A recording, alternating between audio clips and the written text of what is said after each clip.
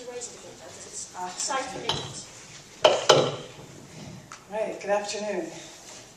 Sorry to be a bit out of breath. I just wanted to make sure that our guest had some water, because she has quite a presentation planned for us this afternoon, so I hope you have a couple hours to spare. Thank you for taking the time out of your busy schedules from this beautiful spring day. I suspect we may have lost a few people to sunbathing on the wall. This is part of the Japan Speaker Series here at the University of Maryland. And normally, my colleague Michelle Mason is standing up here introducing our speakers, but she is actually in Japan on research leave right now. She's fine. She's actually just coming back, I think, from Hawaii at a conference. But she made it through all of the various things going on there, and thank heavens she can continue her research there for the remainder of this year. Before I provide a few words of introduction about Helen McCarthy, our guest speaker today, I'd first like to express my thanks to our colleagues from the Japanese program. There are some of them here. We haven't come back in yet. They were just at lunch with Helen just a little while ago. They regularly teach summer courses here in addition to their very heavy load during the year. I don't know how many of you who are their students realize how many credits they teach every semester. They have a 12-credit load each semester, and then they're also teaching in the summertime. So the Japan Speaker Series is funded nearly entirely by revenues from those summer courses, the tuition that's generated. So we're very grateful for their labors, which make it possible for us to bring such a wide variety of speakers to campus on such a regular basis. I'd also like to acknowledge the financial support of our Center for East Asian Studies, which has kindly offered regular co-sponsorship for our series events. Now it's my great pleasure to introduce to you Helen McCarthy, who is an independent scholar and our guest from London, and whose presentation is entitled From Nausicaä to Ashitaka, the development of the heroic ideal in the 20th century works of Hayao Miyazaki. Writer, designer, and curator Helen McCarthy has been studying Japanese visual narratives for 30 years. As an author, beginning in the 1980s, she published a wide range of articles and essays before founding Anime UK magazine in 1991. She also has a distinguished record of being the first person to publish a book in English on the subject of anime, so she's made significant contributions to the field for Westerners, and we've benefited significantly from that. She also published a book in 1999 entitled Hayao Miyazaki, Master of Japanese Animation, Stonebridge Press, and those of you who are in my class right now are using that as one of your primary texts, and it's a wonderful source of information about his films and his work. Helen has also published the Anime Encyclopedia, Japanese Animation since 1917, and I think that date tells you a little bit about the depth and breadth of her work. She actually is quite interested in the early works of mangaka, and she's actually just visited the Prime Collection today, and I think probably had a very nice visit with Amy Wasserstrom there this morning. Helen's most recent book, The Art of Osamu Tezuka, God of Manga, was published in 2009 by Abrams, and it won a Harvey Award. And her expertise on these visual media has made her a popular invited speaker at anime conventions and film series. She's also organized and directed a number of lecture and film series at the Barbican Centre in London. The most recent of these, I believe, was held in September 2008 and was organized to celebrate the 80th anniversary of the birth of Osamu Tezuka, and featured the first ever professional performance of kamishibai, which is also known as paper theater, I guess is the translation, to be held in London. She's also curated a number of exhibitions, and in November 2009 was a featured speaker at a series of panel discussions at the Freer Sacco Gallery here in Washington, D.C., as part of their film series entitled Osamu Tezuka, God of Manga, Father of Anime. Helen has been writing poetry for 40 years, she tells me. She's quite interested in haiku in particular. She has an avid interest in the history of costumes, textiles, and decorative arts, and has also been a prolific cross-stitcher, most recently combining her interest in anime and manga with her creative impulse by producing Manga Cross Stitch. It's a book in 2009. She's a virtual fount of information, and I'm sure you'll find her presentation today filled with both educational and entertaining glimpses behind the work of the renowned Hayao Miyazaki.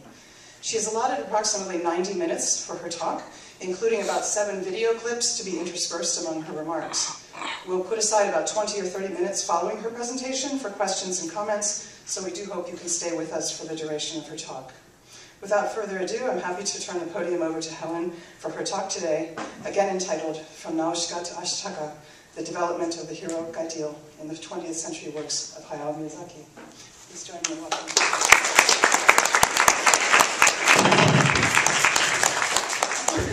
I didn't break it, honestly. Thank you, Professor Nausicaä. Thank you, Professor Ramsey. Thank you to all of you for turning up here on this beautiful spring day and for inviting me to your gorgeous campus. Do you know how lucky you are to be here? Really, I mean, you have the greatest collection of a narrow era but an important era of Japanese publications anywhere in the world in the Pran Library. You have material here that is not held in Japan. You have a wonderful language teaching staff. You have a beautiful campus with masses of space. Life is pretty good. Enjoy it while you got it. One of the reasons that I'm here is that I've been doing this for a very long time, and when you do something for a very long time, you get invited everywhere. The other reason that I'm here is that I have had for the past 22 years a passion for the work of Hayao Miyazaki. When we began introducing anime to Britain, which was before it was commercially available, Miyazaki's Tonari no Totoro was one of the first films I saw, and I saw it in raw, unsubbed fan copy in Japanese. And I understood it, which was strange, because I speak pidgin Japanese now and I spoke no Japanese then. But the narrative drive of Totoro is so powerful, and the imagery is so eclectic, that it is possible to follow it without any understanding of language. In fact, it's possible to follow it without any understanding of any language, as I demonstrated about 3 weeks later when I sat my 3-year-old niece down. Not only was she enthralled throughout the tape, but afterwards she was able to give me a remarkably good breakdown of what happened to the little girl in the story. So, I wanted to know this man. I really wanted to know this man. I wanted to know what could create anime like that. And I began a journey to reach inside the mind of Hayao Miyazaki and try and find out what made him tick. And that journey continued after I wrote my book 10 years later. I'm still engaged with the mind of Hayao Miyazaki. And to be honest, quite often he really annoys me. And quite often he really challenges me. But the one thing that he does rarely is really disappoint me. And that's about all you can ask for in a guy or a director, really, isn't it? So my aim today is to narrate one strand of Miyazaki's remarkable work, how he developed his heroic ideal through a series of animated works spanning 4 decades. But his roots go back before that, because his heroic ideal draws on his own life and his observation of the society he lived in and the world that society functioned in.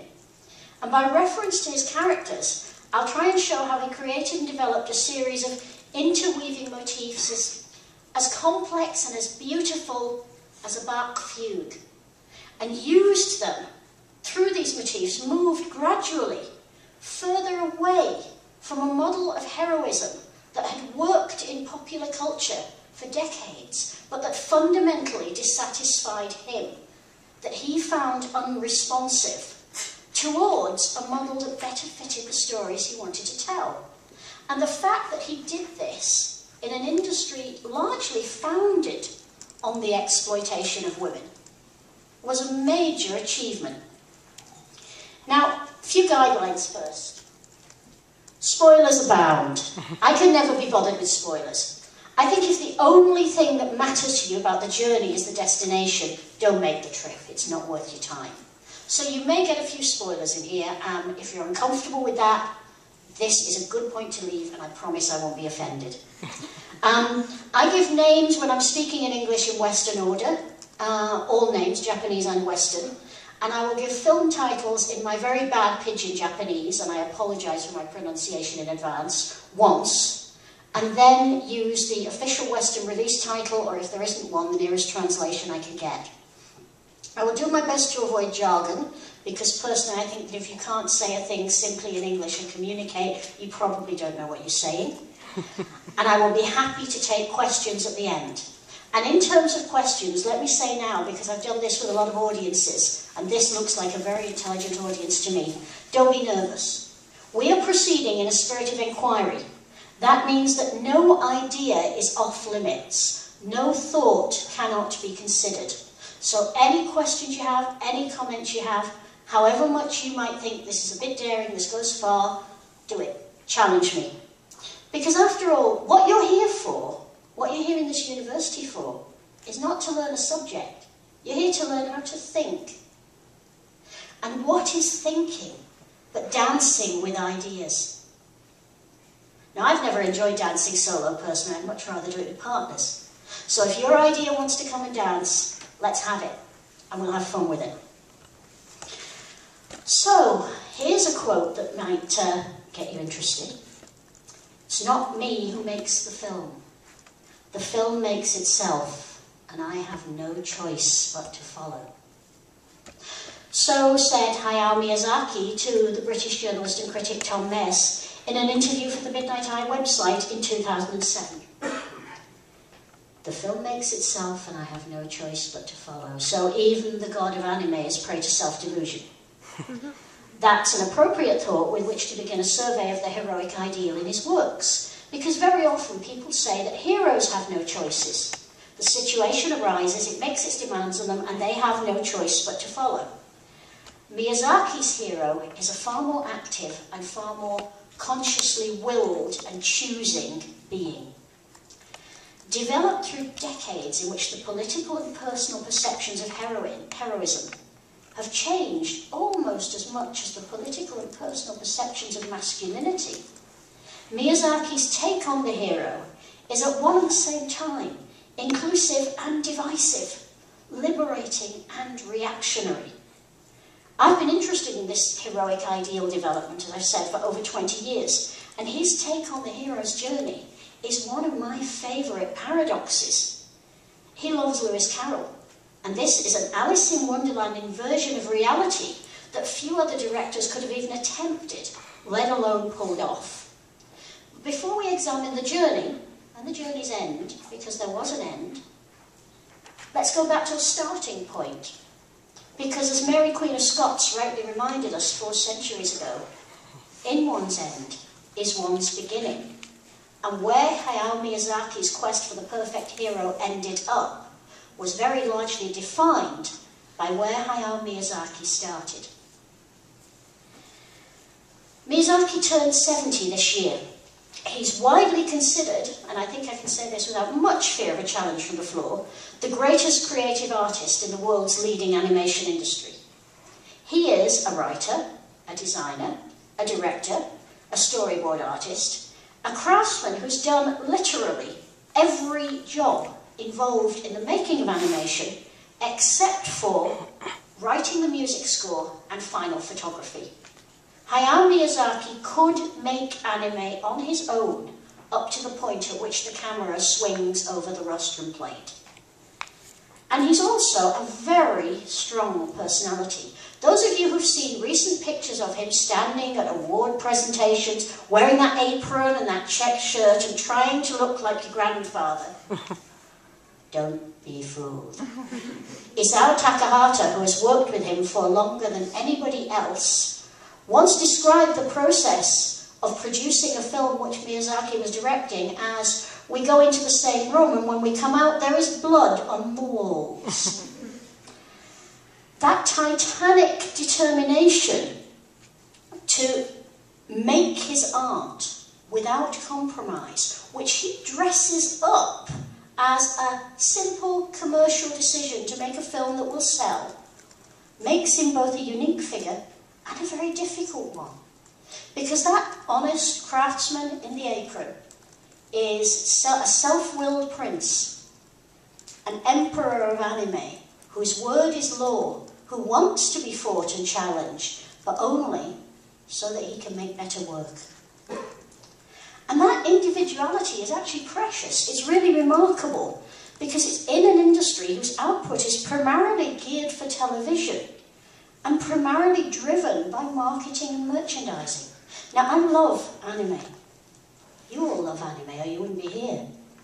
But that shouldn't blind us to the fact that in its inception, it is a cheap, formulaic, mass entertainment medium. And the general tendency of anime, with television, with mass sales in digital formats, with overseas sales, is to the cheap and formulaic. Those of you who are science fiction fans will be familiar with Sturgeon's paradox, which states, not Sturgeon's law, which is quite different, which states that 95% of everything is crud. Anime is no exception. I watch anime for a living. Trust me, 95% of anime is crud. Which makes Miyazaki's shining craftsman-like perfection even more of a challenge.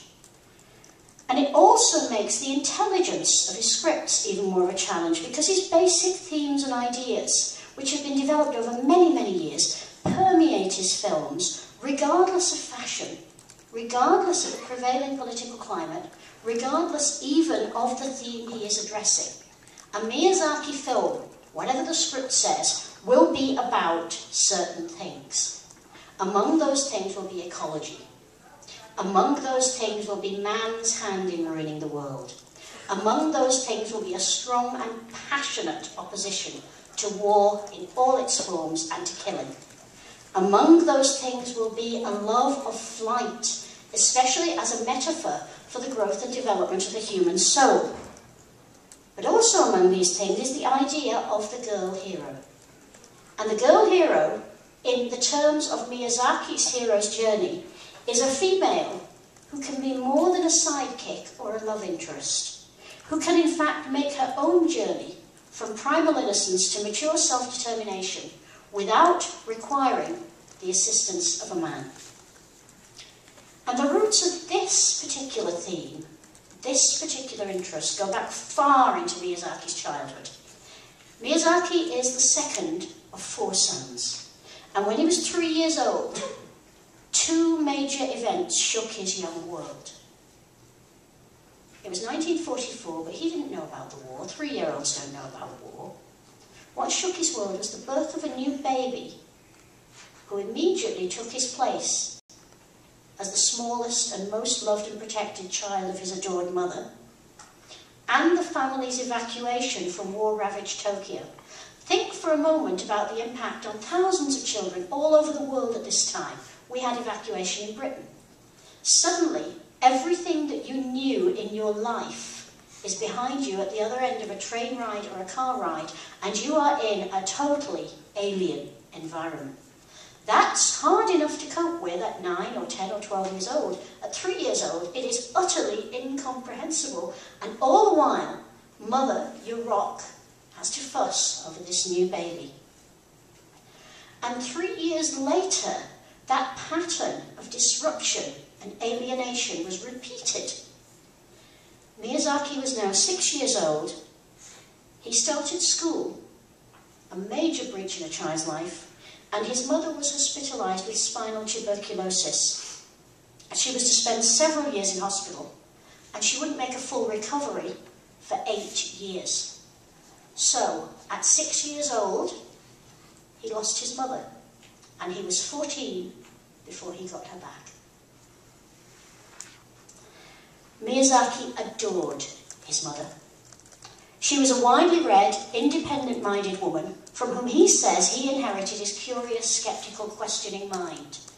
And he was later to use her as the inspiration for the feisty, elderly pirate queen Mardola in Tenku no Shiro Laputa, Castle in the Sky. He also made a more conventionally flattering reference in Tonari no Totoro, My Neighbor Totoro, where the gentle, beautiful mother of the 2 girl protagonists is hospitalized for a long period. People who see the American subtitled or dubbed version won't be aware of this, but the hospital where she's hospitalized is a real hospital that was outside Tokyo at the time and was a major center for the care of victims of spinal tuberculosis. So he is referring powerfully and strongly to his own experience, to the extent that Toshio Suzuki says that all the critics call Totoro a me film, a film about your own experience. Now, the family into which Hayao was born was a prosperous middle-class manufacturing clan. His father was a director in his uncle's company, which made parts for Japan's famous Zero fighter planes. The bottom fell out of that market in 1945, but still the Miyazakis were a prosperous middle-class family. You had no grinding poverty and no urban deprivation here. His background was in fact very similar to that of Osamu Tezuka. Now, Tezuka was someone whose manga the young Miyazaki and every other child in Japan read avidly during either the immediate post-war years or the years soon after. And those were years of American occupation and social upheaval. And so manga, which were cheap, which were readily available, and which offered all kinds of fantasy escapes and ideas and themes, were enormously popular with children, both boys and girls.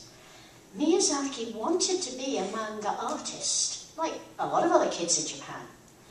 But unlike many of them who copied Tezuka's work consciously and made the trek to the Tezuka family home in Osaka, where Tezuka's mother would give them tea and snacks until he was free, Miyazaki consciously decided that he would do his utmost to cast off Tezuka's influence. In Starting Point, his collection of essays, which has been magnificently translated and is available from Viz, he says that he saw Tezuka as an older brother whose influence he had to try to throw off to achieve self-determination. In at least one way, that of creating dynamic female characters, he seems to have failed, but we'll return to that thought later. He wanted to be a manga artist, and there was a big stumbling block in the way of his childhood ambition. It wasn't just his educated, well-read parents, it wasn't just his middle-class family background, it was the fact that he couldn't draw for toffee.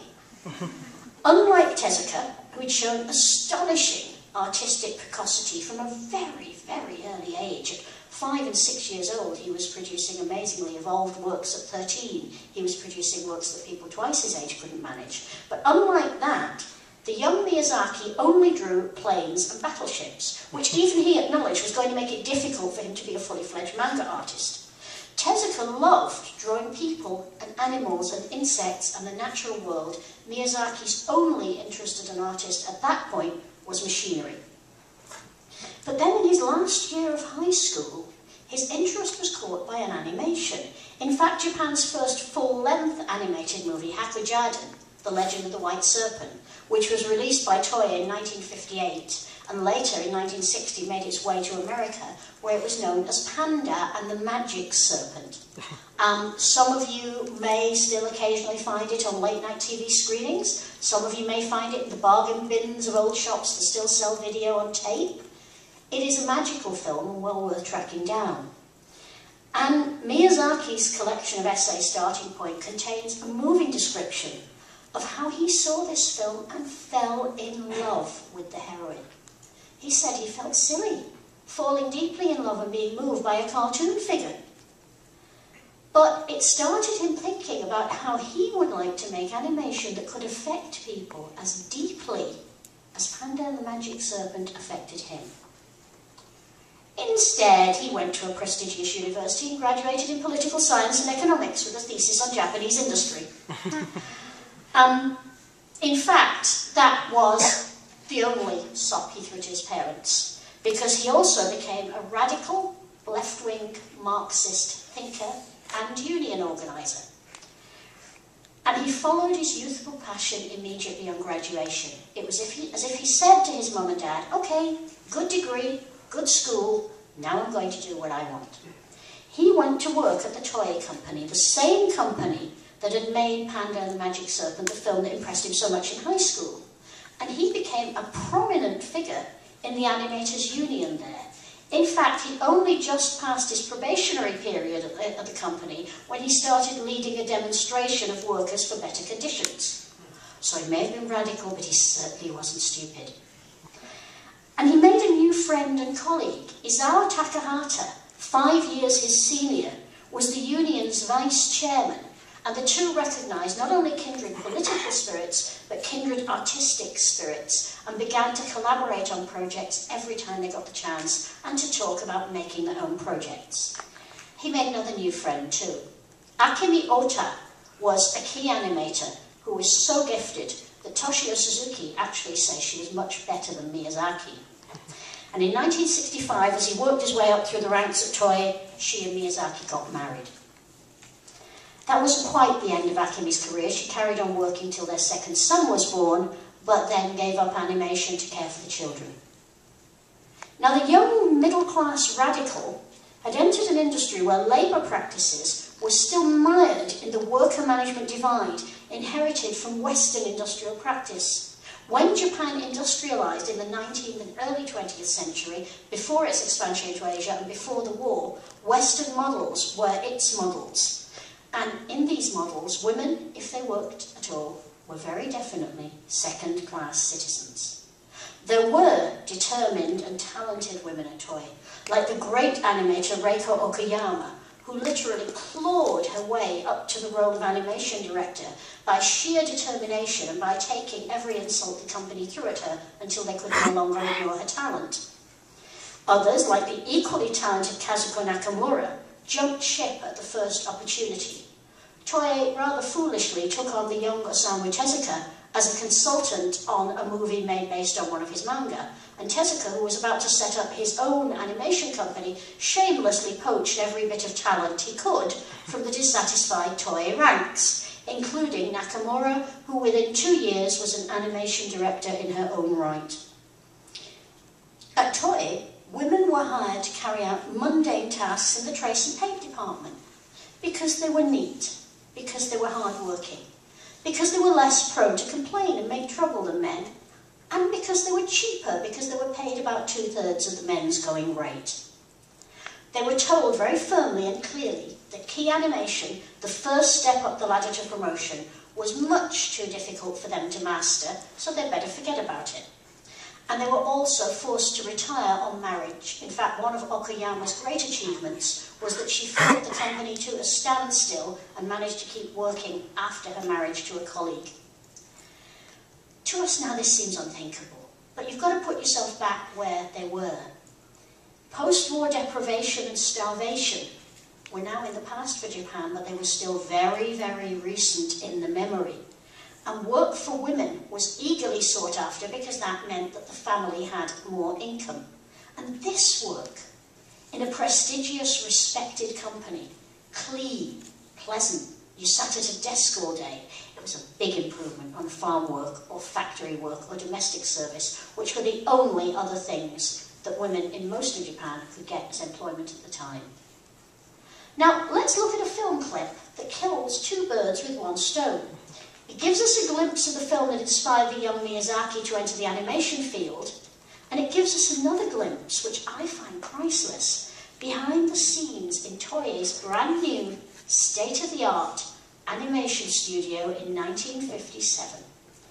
It was made to introduce a new type of film to the Japanese public, and to put them on notice that they were not the intended audience for this movie, though they were welcome to pay the money and come along. The speaker is Toei's president, Hiroshi Okawa, and he describes Panda and the Magic Serpent Hakujaden as a manga eiga, a cartoon movie, rooted in Chinese, not Japanese legend. And the reason for this is that Panda and the Magic Serpent was intended to kickstart an export drive for high-quality, 24 frames per second, Japanese-made animation, which would sell throughout the world, bring currency to the company, and give Toei an international profile. Mr. Okawa proudly lets us see a bit of the film, talks to us about the film, and then shows us his state-of-the-art studio with its rows of cheap, biddable female workers, giving us a fascinating glimpse into the working conditions where young firebrand Miyazaki set about forging his university-burnished theory on industry and politics into a philosophy for life and movie making. Now, please excuse the condition of this film.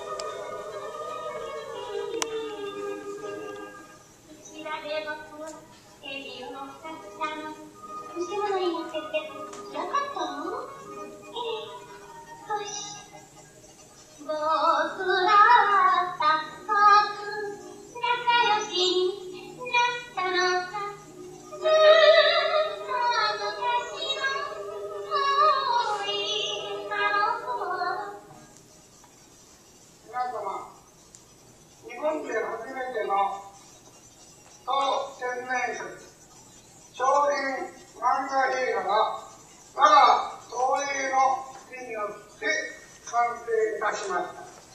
この漫画映画は、秋田伝と言いまして、中国の有名な昔話を題材といたしたのであります。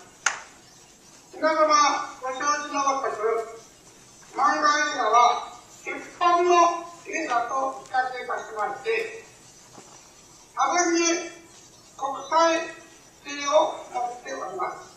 そこで私どもは立派な漫画映画を作りまして、世界に広く進出いたしたいと考え、昨年の1月、我が東京撮影所の中に、日本ではもちろん、世界でも珍しい、最新式なスタジオを作ります。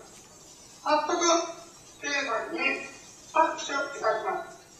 その第1回の作品が、この秋田県でございます。もちろん、初めてのことであり、いろいろと改善する点があると思いますが、私どもといたしましては、相当立派なものができたと確信いたしております。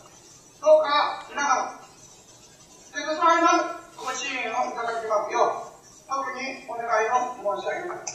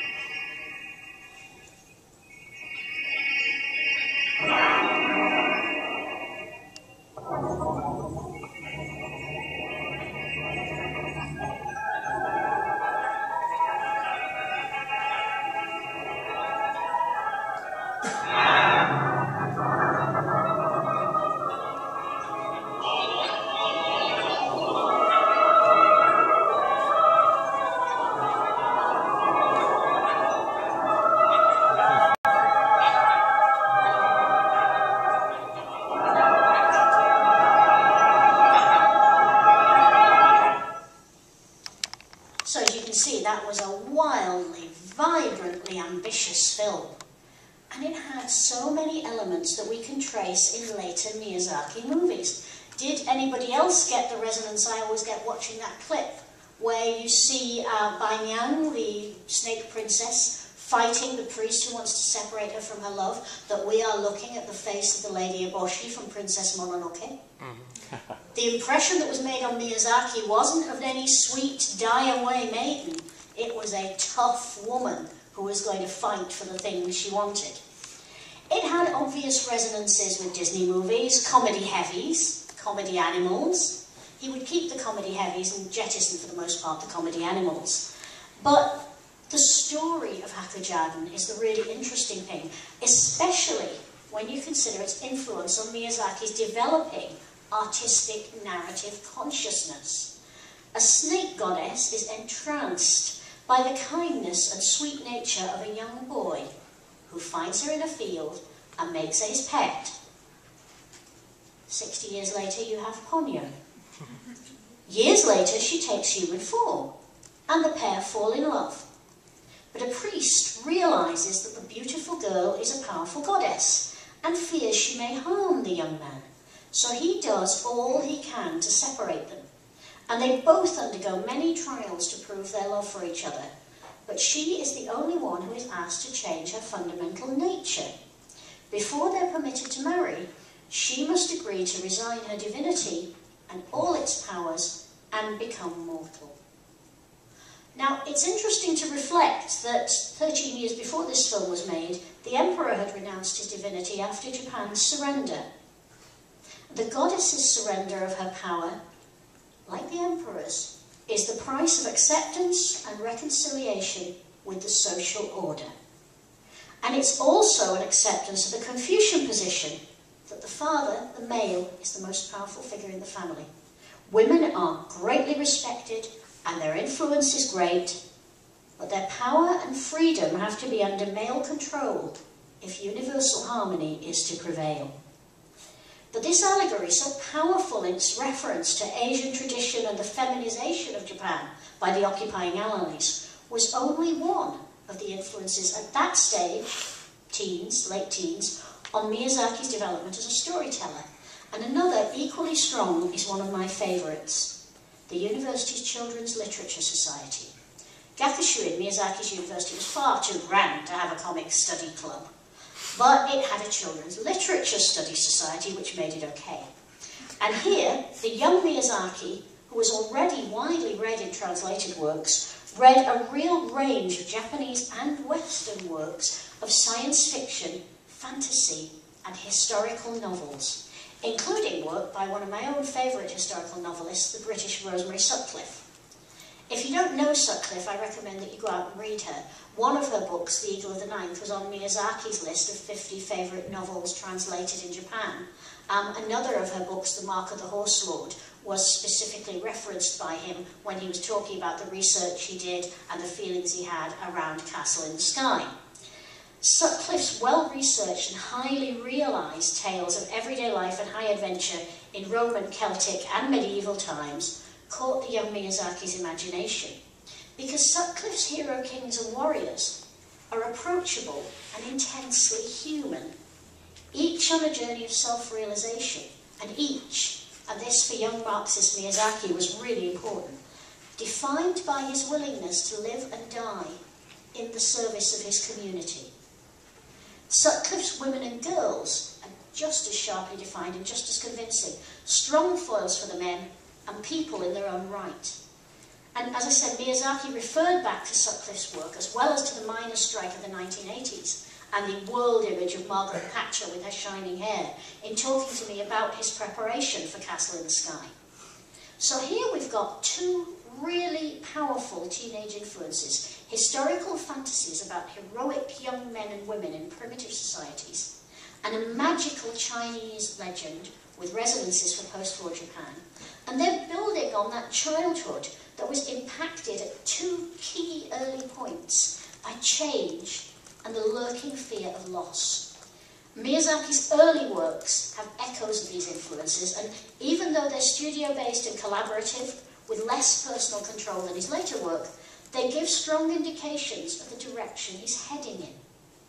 Taiyo no Ko-Holse, Holst, Prince of the Sun, known in the USA as Little Norse Prince, was released in 1968, and incidentally, it has no relationship to the popular and rather marvellous TV series Taiyo no Ko Esteban, or The Mysterious Cities of Gold, although coincidentally, both are based on American novels. Miyazaki's colleague Isao Takahata, who was 5 years his senior and something of a mentor at Toei, as we noted, directed the film, and he encouraged contributions and input from everybody involved because Takahata was already thinking of a collaborative style of animation making that would be more inclusive and less hierarchical than the toy model. Miyazaki, of course, bought into that immediately. The chosen theme, chosen by the whole group, was unity between people. And that's not surprising, given that Miyazaki, Takahata, and their colleagues were a group of militant young trade unionists in a heavily corporate environment and had just spent several years defending themselves and their co-workers in a struggle with the company. But the setting is Iron Age Scandinavia, safely removed from the toy studios. The young hero, orphaned and displaced from his ancestral home, fights to save his people from an evil sorcerer. He's fascinated by Hilda, a mysterious, beautiful girl with magical powers. And Hilda is the sister of the evil sorcerer, bound by family obligation to do evil against her will. At the end of the story, evil sorcerer defeated, good guy in control, Hilda gladly surrenders her mystic powers for the love of the hero and acceptance by the community. In a more domestic setting, Panda Ko Panda, Panda Cub, released in the USA as Panda Go Panda, was a short film directed by Takahata and Miyazaki's screenwriting debut. Takahata was reduced to going back to short films because, wonderful as it is, Little Norse Prince is officially the least successful film in Toei's entire history. It was pulled from screens after just 10 days. So, it was nearly 10 years before Takahata managed to direct another film, and it was a short film, actually sorry, it was nearly 5 years, released in 72 with a follow-up in 73. And it's about a figure who will be familiar to you all, a little girl with red hair and pigtails called Mimiko. Mimiko is very small, she's only about 6 or 7 years old, but she is left at home alone when her grandmother, with whom she lives, has to go away. Mimiko longs for a family, and she finds it when a father panda and his cub turn up on the doorstep, and Papa Panda becomes her longed-for father figure, while she enjoys playing mama to the cub, who is just as hungry for a complete family as she is. Even the title sequence reveals how strongly this story foreshadows My Neighbor Totoro, right down to turning a little girl into a mother figure, although in a much more cheerful setting. Let's watch the title sequence, and I'm sure you will enjoy the sheer exuberance of this.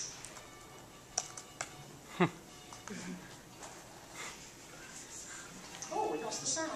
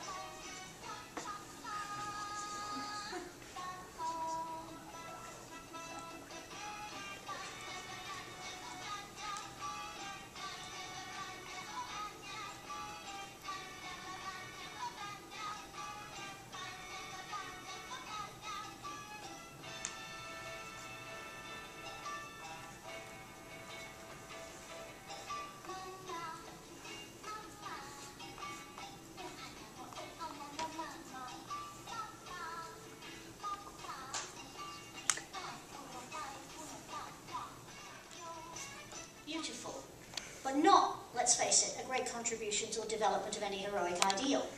Because Miyazaki realized at that stage that small children cannot be heroic. There simply is not the scope in their lives for heroism.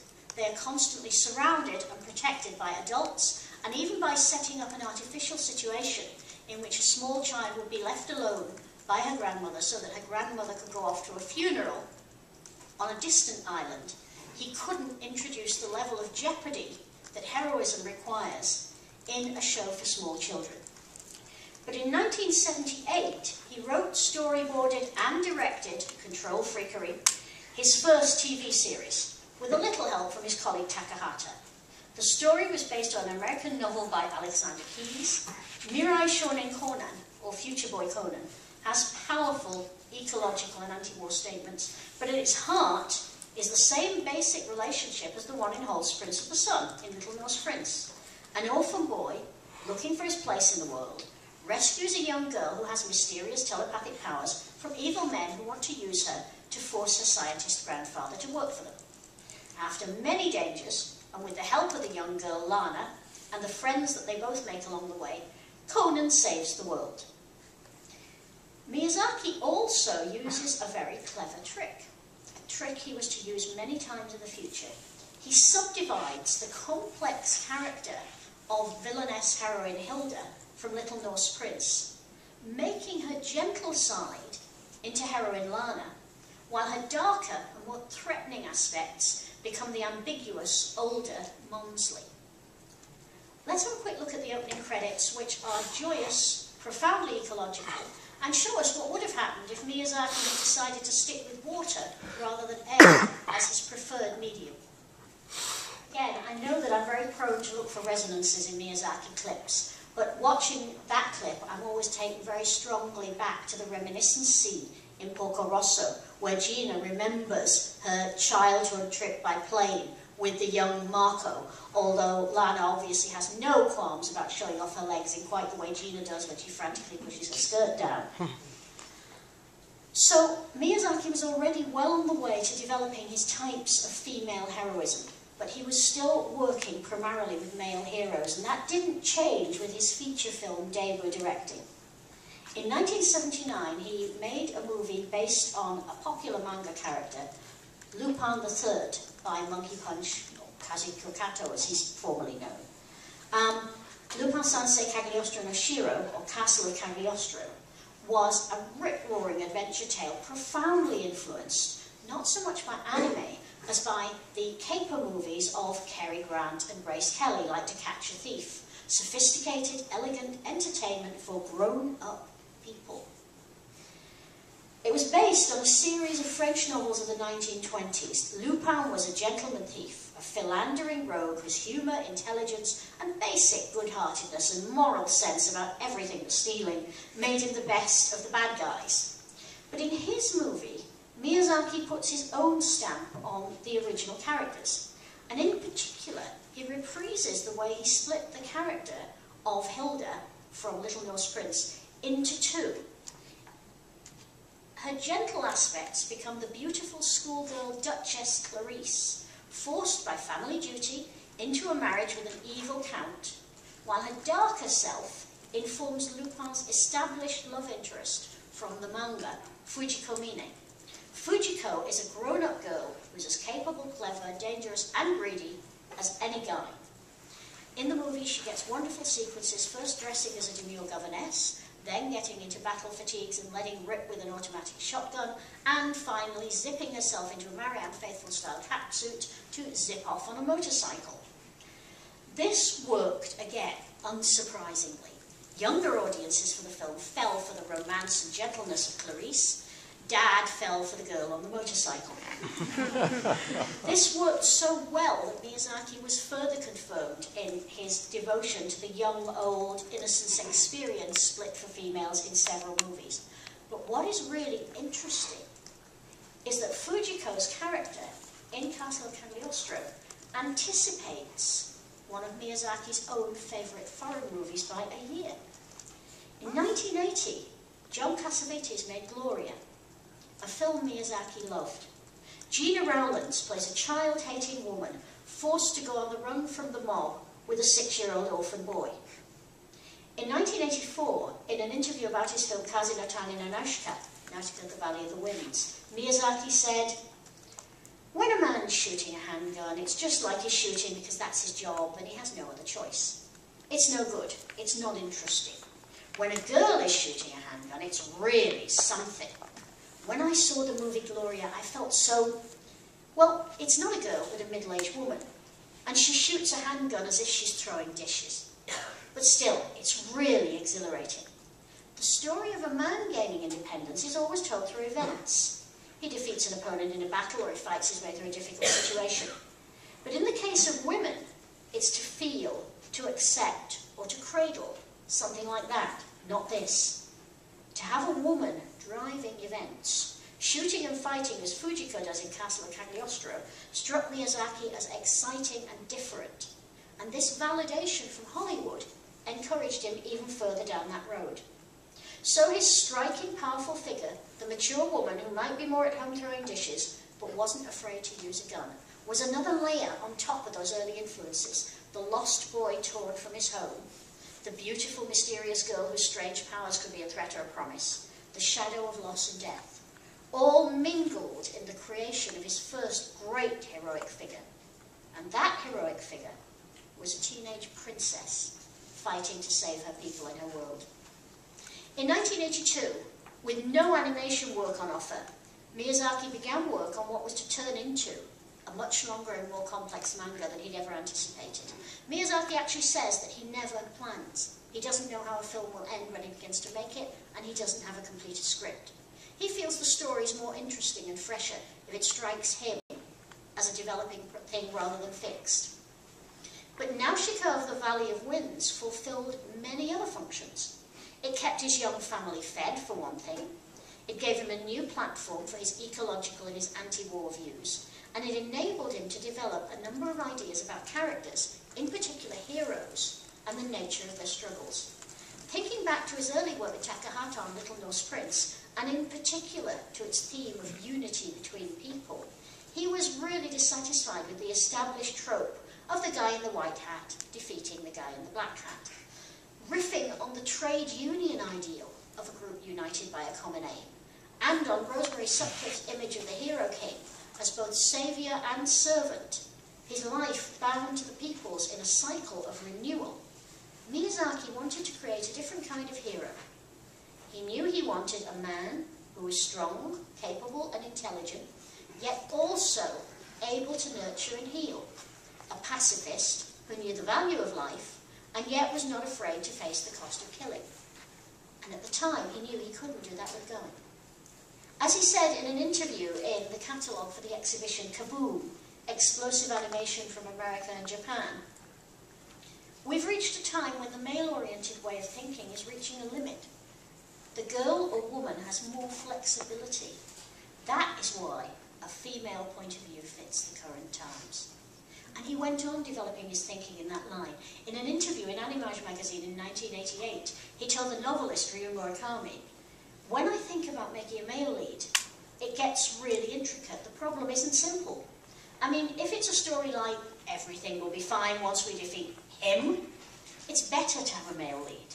But if we try and make an adventure story with a male lead, we have no choice other than doing Indiana Jones with a Nazi or somebody else who's a villain in anyone's eyes."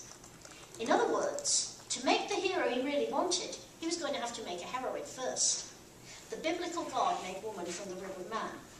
The anime God would make a new kind of man from the idea of the heroic woman. Miyazaki wasn't the first.